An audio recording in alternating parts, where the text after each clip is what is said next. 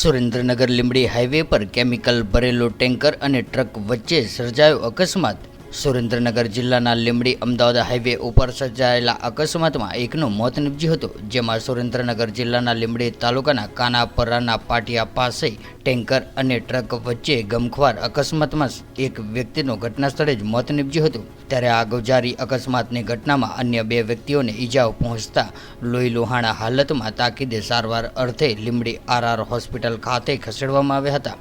ત્યારે આ અકસ્માતની ઘટનાની જાણ થતાં જ લોકોના ટોળા બનાવના સ્થળે દોડી આવ્યા હતા અને વધુ મળતી માહિતી મુજબ ગાંધીધામ નજીકથી કેમિકલ ભરીને ટેન્કર હજીરા જવા માટે નીકળ્યું હતું। ત્યારે લીંબડી અમદાવાદ નેશનલ હાઈવે પર કાનાપરા ગામના પાટિયા નજીક કેમિકલ ભરેલું ટેન્કર આગળ જઈ રહેલા સિમેન્ટના મિક્સર ટેન્કર પાછળ ધડાકેભેર અથડાતા અકસ્માત સર્જાયો હતો। ત્યારે આ અકસ્માતમાં કેમિકલ ભરેલા ટેન્કર ચાલક ગંગારામભાઈ વાસારામનું કેબિનમાં દબાણમાં આવી જતા મોત નીપજ્યું હતું। ત્યારે ટેન્કરમાં સૂતેલા ક્લીનર બારમલ ઉમરાભાઈને ગંભીર ઈજાઓ પહોંચી હતી। ત્યારે ટેન્કરના કેબિનના પતરા તોડીને ચાલક અને ક્લીનરને બહાર કાઢવામાં આવ્યા હતા અને મૃતકને પોસ્ટમોર્ટમ માટે અને ઘાયલોને અમદાવાદ લઈ જવામાં આવ્યો હતો। ત્યારે આ ગોઝારા અકસ્માતને પગલે હાઈવે પર ટ્રાફિક જામના દ્રશ્યો સર્જાયા હતા અને હાઈવે પર બંને બાજુ વાહનોની લાંબી કતારો લાગી હતી। ત્યારે આ અકસ્માતના ઘટનાને પગલે લીંબડી પોલીસ તાકીદે ઘટના સ્થળે પહોંચીને અકસ્માતે મોત અંગેનો ગુનો દાખલ કરીને વધુ તપાસ હાથ ધરી હતી।